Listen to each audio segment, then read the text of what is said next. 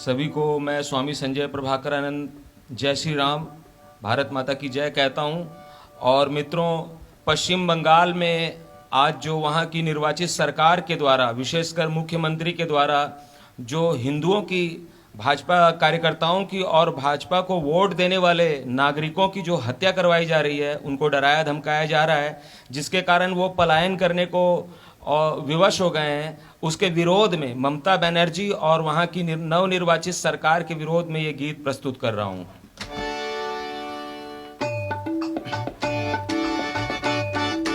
काश्मीर ना बनने दो हरगिज लोगों बंगाल को, काश्मीर ना बनने दो हरगिज लोगों बंगाल को।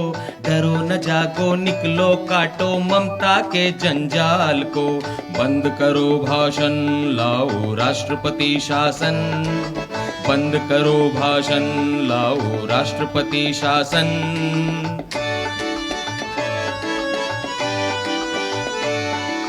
है इस्लाम की पैरोकार ममता हिंदुत्व विरोधी है। हिंदू मुस्लिम बीच में इसने पौध घृणा की बोदी है। सरस्वती दुर्गा काली की यह पूजा अवरोधी है। इसने बहुसंख्यक समाज में अपनी इज्जत खो दी है।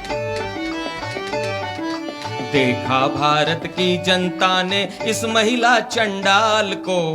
काश्मीर ना बनने दो हरगिज लोगों बंगाल को। बंद करो भाषण लाओ राष्ट्रपति शासन, बंद करो भाषण लाओ राष्ट्रपति शासन।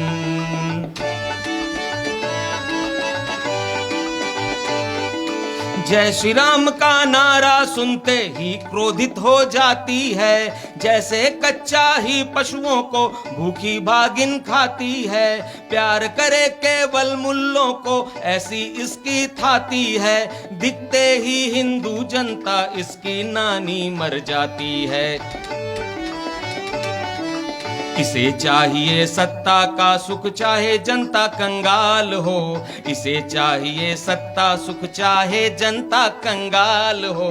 काश्मीर ना बनने दो हरगिज लोगों बंगाल को। बंद करो भाषण लाओ राष्ट्रपति शासन, बंद करो भाषण लाओ राष्ट्रपति शासन।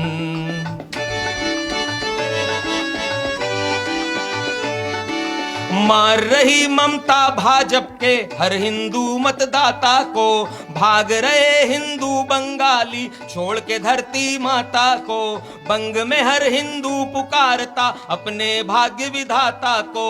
नजर लगा दी किस पापी ने राजधानी कोलकाता को। बचा लो बंगाली हिंदू को संविधान खंगाल लो। काश्मीर ना बनने दो हरगिज लोगों बंगाल को। बंद करो भाषण लाओ राष्ट्रपति शासन, बंद करो भाषण लाओ राष्ट्रपति शासन।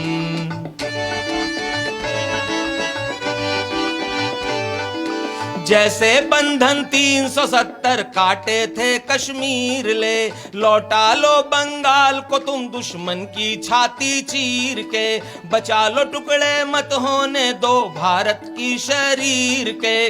कभी न रोना रोए हम अपनी बिगड़ी तकदीर के। धर्म युद्ध है मोदी जी छांटो तुम इस संजाल को।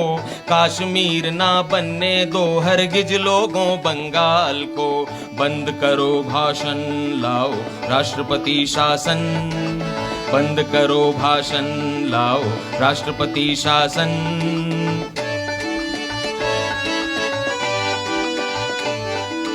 ये है धरती बंकिम चंद्र टैगोर सुभाष महान की। आ, आ,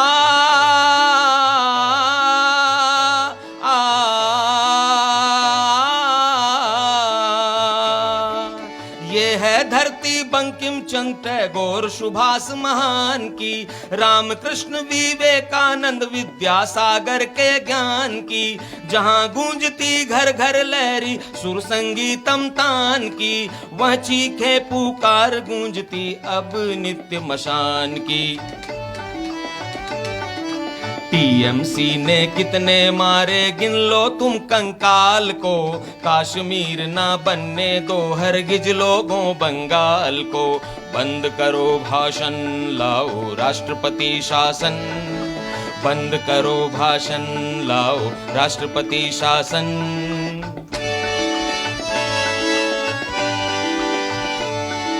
ये हिंदुत्व सनातन तो भारत भू की पहचान है, ये हिंदुत्व सनातन तो भारत भू की पहचान है। राम कृष्ण का नाम गली गांव नगरों का गान है, इसीलिए दुनिया में सबसे प्यारा हिंदुस्तान है। पर ममता की जिद के कारण घटा देश का मान है। धारा रक्त बहे जिसमें मिल बांधो उस गंजाल को, कश्मीर ना बनने दो हरगिज लोगों बंगाल को। कश्मीर ना बनने दो हरगिज लोगों बंगाल को। डरो न जागो निकलो काटो ममता के जंजाल को। बंद करो भाषण लाओ राष्ट्रपति शासन, बंद करो भाषण लाओ राष्ट्रपति शासन।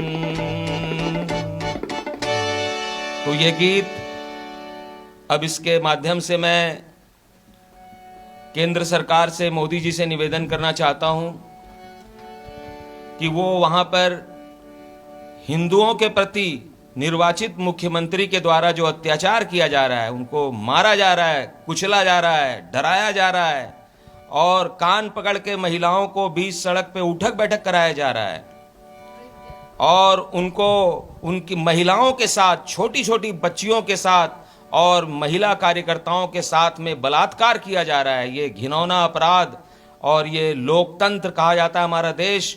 यही वो लोग हैं जो किसी विशेष समुदाय के लोग को, किसी हिंदू के द्वारा यदि एक खरोंच भी आ जाती है तो सब पट्टियां ले लेके खड़े हो जाते हैं और ये इतनी इनकी सुनियोजित योजना होती है कि सारे एक साथ विरोध करने लगते हैं। और अब जो वही कलाकार हैं, जो बंबई के बुद्धिजीवी हैं, साहित्यकार हैं हमारे देश के, यहाँ तक कि जो विपक्ष के नेता हैं, समाजवादी पार्टी के, कांग्रेस के, आम आदमी पार्टी के, अब इनकी आंखें फूट गई है, अब इनको नहीं दिख रहा है क्योंकि ये इनके एजेंडे में आता है हिंदुओं को डराना, धमकाना, मारना। और इनको तो पता है ना कि मुसलमानों का वोट तो इनको पूरा मिल ही जाएगा और कुछ हिंदू बेवकूफ़ हैं, वो डर के, या जो कुछ जिनका नोटबंदी में कुछ भी नहीं गया फिर भी उन जिनको जाति के नाम पे और ये सब के नाम पे भड़काया जाता है, वैसे जो हिंदू हैं वो लोग कुछ वोट दे देंगे तो हमारी सत्ता आ जाएगी।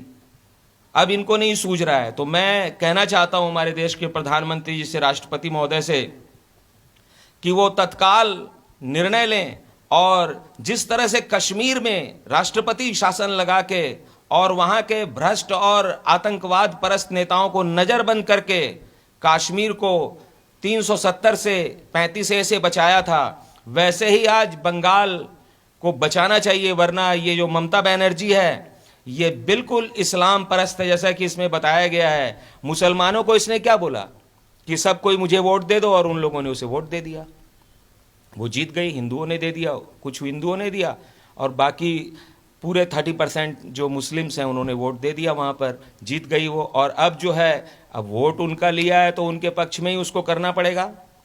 और अब वो क्या बहाना बना रही है, वो जानती है ना अभी रमज़ान का महीना चल रहा है, इसलिए जो मुसलमान लोग हैं वो रमज़ान करते हैं तो वो सब शांत बैठे हैं। इसे पता है कि रमज़ान के बाद ये मुसलमान लोग वहाँ पे आतंक फैलाएंगे क्योंकि अभी इन्होंने जश्न मनाया नहीं है। इसीलिए वो क्या बोल रही है कि ये केंद्रीय मंत्री और ये जो नेता लोग यहाँ पर बीजेपी के आ रहे हैं अपने कार्यकर्ताओं को, वोटरों को सांत्वना देने के लिए, सहानुभूति के लिए, वो वहाँ दंगा भड़काने के लिए आ रहे हैं। इसे पता है कि दंगा तो असल में वहाँ के जो अभी रमज़ान कर रहे हैं वो लोग भड़काने वाले हैं, इसके जो वोटर हैं विशेष।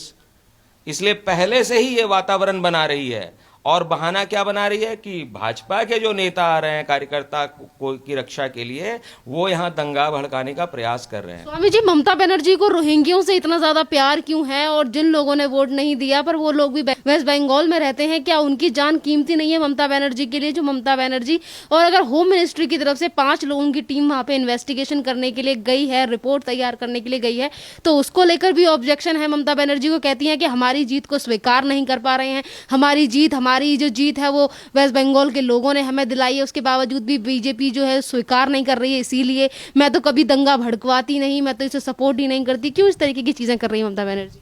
ये जो है, इसको जो है रोहिंग्या बहुत अच्छे लगते हैं। ये क्या करती है कि रोहिंग्या जब वहाँ कुछ दिन रह लेते हैं ना, फिर उनका वोटर आईडी कार्ड बना लेती है।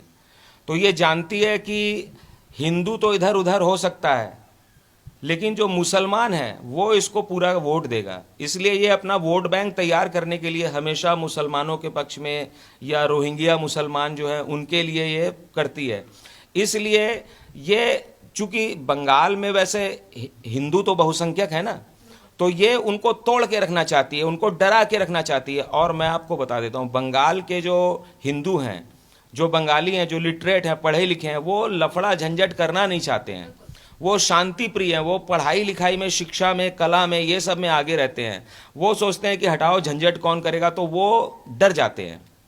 डरने के कारण वो ममता बनर्जी और उसकी पार्टी उस डर का फायदा उठाती है और सत्ता में बने रहने के लिए वो क्या करती है कि वो जानती है मुसलमान अपने हैं ही हैं, तो दे ही देंगे हमें वोट। और इसलिए वो जो है सो केंद्रीय दल जब वहाँ जाता है या कोई जाता है तो ये हिंदुत्व का विरोध करती है। इसलिए इसको देखिए आप, न इसको दुर्गा पूजा पसंद है, न काली पूजा पसंद है। हिंदुओं का कोई भी पर्व त्यौहार इसको फूटी आंख नहीं समझ। ये तो भला मानिए मोदी जी का, जिन्होंने कि वहाँ पे जय श्री राम का नारा लगवाया और हिंदुओं की रक्षा के लिए। जब ये खुलेआम मुसलमानों के पक्ष में बात करती है तो क्या कोई हिंदू अपने हिंदुओं के पक्ष में बात नहीं करेगा? इसने कैसे बोला? चुनाव आयोग क्या बहरे हो गए थे क्या जब इसने चुनाव के मंच से बोला कि सभी मुसलमानों हमें वोट दे दो? यदि मोदी जी कहते सभी हिंदुओं हमें वोट दे दो, तो छोड़ती क्या है?